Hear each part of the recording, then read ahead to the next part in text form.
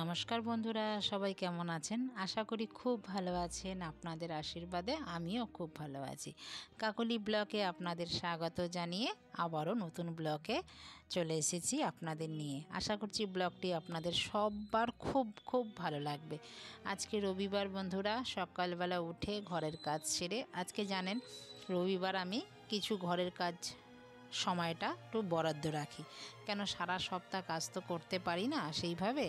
তো আজকে কিন্তু ঘর পুরো ঝাড় পোছ করে এবার বসেছি কাটাকুটি করতে। কাটাকুটিও কমপ্লিট হয়ে গেছে। আজকে রবিবার মানেই হচ্ছে কিছু স্পেশাল থাকে, তো আজকে সেরকম স্পেশাল কিছু নেই। দাদা নিয়ে এসছে বাজার থেকে অনেক কড়াইশুঁটি।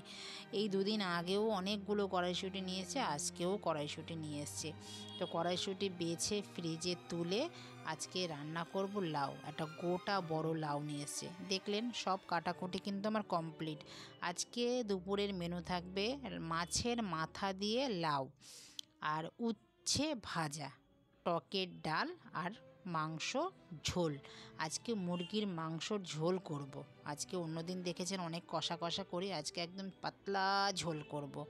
তো এখানে লাউ ধুয়ে নিলাম, ধুয়ে একটু নুন দিয়ে লাউ সেদ্ধ বসিয়ে দিয়েছি। ডাল একটা প্রেশার কুকারে সেদ্ধ বসিয়ে দিয়েছি আর হতে থাক ওইটা। লাউটাও সেদ্ধ হয়ে যাবে আর এদিকে মাংস ধোবো। নেই জল, চারতলায় আজকে জল উঠতে পারিনি, অন্যদিন জল ওঠে।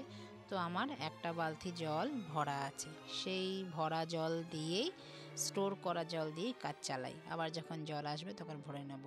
ওই জল দিয়েই উচ্ছে, মাংস, মাছের মাথা ভালো করে ধুয়ে এবার উচ্ছের মধ্যে নুন হলুদ, মাংসের মধ্যে নুন হলুদ তেল আর মাথার মধ্যে নুন হলুদ মেখে ভালো করে রেখে দিই। ওইখানে সেদ্ধ তো বসিয়েই দিয়েছি, দেখেছেন বন্ধুরা। ওটা সেদ্ধ হতে থাকুক, ততক্ষণে আবার অন্য কাজ করে নিই যতক্ষণ জল না আসে। জল আসলে যা জল ছিল শেষ হয়ে গেছে। মাংস ধুতে তো অনেক জল লাগে জানেন বন্ধুরা। এখন প্রায় বাজে 1:10 বাজে। তো আমার আজকে সেরকমভাবে কোনো রান্নার তাড়া নেই। এখানে কিন্তু আমার ডাল সেদ্ধ হওয়ার পরে আমি আবার টক ডাল করব, যেহেতু আজকে একটু লঙ্কা আর একটু নুন, তেঁতুল আর টমেটো দিয়ে সেদ্ধ বসিয়ে দিয়েছি। এখানে লাউও সেদ্ধ হয়ে গেছে আমার। লাউটাও জল ঝরাতে দিয়ে ঝরিয়ে নিয়ে জলটা, একটু একদম লাউ থেকে জলটা একদম ঝরিয়ে দেবে। এইবার কড়াই বসিয়ে দিই ধুয়ে। মাছের মাথা দিয়ে লাউ বানাবো।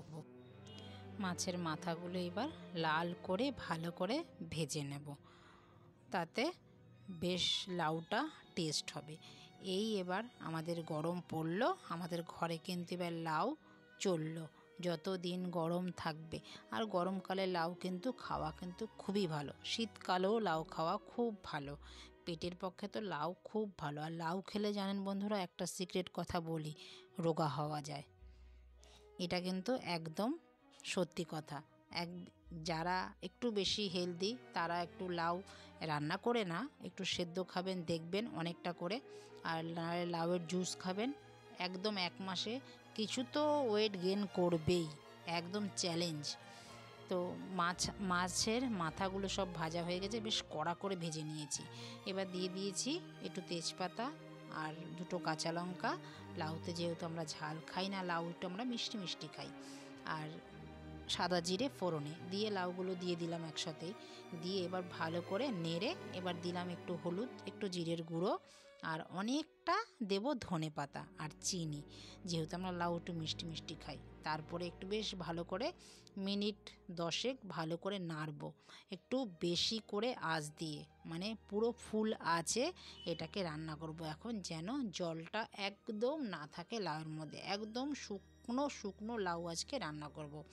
এই লাউটাও খেতে খুব ভাল লাগে। দেখুন একদম লাউ আমার হয়ে গেছে। কতটা লাউ দিলাম, হয়ে গেল একটুখানি। এবার লাউও হয়ে গেছে। এইবার এসেছে জল আমার ওপরে। হেঁটে হেঁটে এবার জলটা আসতে পেরেছে। 4তলা তো একটু হাঁপিয়ে যায় জল উঠতে, ওর জন্য এবার জল এখন একটু দেরি হলো, কিন্তু এসেছে। এবার চলুন জলটা ভরে নিই। এই যে বালতি তো খালি হয়ে গেছে, বালতিটা ভরে রাখলে আবার অসময়ের সাথী। বালতিটা ভরে নেব। এখন জল সবে আসা শুরু হয়েছে। চলুন ততক্ষণে আবার টক ডালটা সম্বার দিয়ে নিও, আসতে থাকুক জলটা। এইবার দিয়ে দিলাম কড়াইতে অল্প সামান্য তেল, শুকনো লঙ্কা, সর্ষে দিয়ে ডালটা তো ফুটে গেছে দেখেছেন। আমি নুন হলুদ দিয়ে টমেটো দিয়েও সেদ্ধ করা হয়ে গেছে। ডালটা খালি ফোড়ন দিয়ে নেব। আর এইভাবে ডাল ফোড়ন দেওয়ার পর বক বক করে যখন ফুটে উঠবে, এই ডালের স্বাদ অনেক হয়। ডাল এইভাবে রান্না করবেন, দেখবেন ডালের স্বাদই পাল্টে যাবে। ডাল দিয়েই ভাত খাওয়া হয়ে যাবে বন্ধুরা, এত স্বাদ হবে ডালের। যেমন ডালও ঢেলে নিলাম। এইবার উচ্ছে ভাজবো। আমি উচ্ছে কি দিয়ে ভাজি জানেন বন্ধুরা? কড়াই তো গরম হয়ে গেল, কড়াই আবারও ধুয়ে বসিয়ে দিলাম তেল। তেল দিয়ে এবার দেব দুটো শুকনো লঙ্কা। এই শুকনো লঙ্কা খুবই ভালো লাগে কিন্তু এই উচ্ছে ভাজাতে। দিয়ে দিলাম কালো জিরে ফোড়ন। এবার দেখুন হওয়ার পরে এবার নুন হলুদ মাখা কাঁচা লঙ্কা দেওয়া, এবার দিয়ে দিলাম উচ্ছেগুলো। এবার উচ্ছেগুলো নেড়ে চেড়ে এবার ঢেকে দেবো, ঢেকে দিয়ে নেড়ে চেড়ে নামিয়ে নেব। আর উচ্ছে ভাজা খেতে কিন্তু খুব ভাল লাগে ভাত দিয়ে। উচ্ছে ভাজাটা হতে থাকুক, ততক্ষণে আমার জলও কিন্তু ভরে গেছে। নামিয়ে নিলাম এই জলটাকে। এবার দেখুন উচ্ছে ভাজা গেছে। উচ্ছে ভাজার থেকে বেশি খেতে লাগবে এই উচ্ছে ভাজার দানাগুলো, মানে বাদামের মতন খেতে লাগে, এত ভালো লাগে খেতে জানেন বন্ধুরা। চলুন উচ্ছে ভাজা তো আমার হয়ে গেল, এবার নামিয়ে নিই। বাকি রইল কি মাংস। এরকম উচ্ছে ভাজা বন্ধুরা কে কে খান? যদি খান আমাকে কমেন্টে লিখবেন, আর যদি না খেয়ে থাকেন এইভাবে বানিয়ে খাবেন, খুব ভাল লাগবে। চলুন মাংস যেহেতু ওই ছোটো কড়াইতে তো মাংস হবে না, এবার বসিয়ে দিয়েছি বড় কড়াই। দিয়ে দিলাম সর্ষের তেল। আজকের রান্নাটা করব একদম সর্ষের তেলে। আর সর্ষের তেল দিয়ে উচ্ছে ভাজা খেতেও কিন্তু খুব ভালো লাগে। তেল গরম হওয়ার পরে দিয়ে দিলাম, তেলটা ভালোই গরম হয়ে গেছে। এবার দিয়ে দিলাম আলুগুলো একদম লাল করে ভেজে নেব।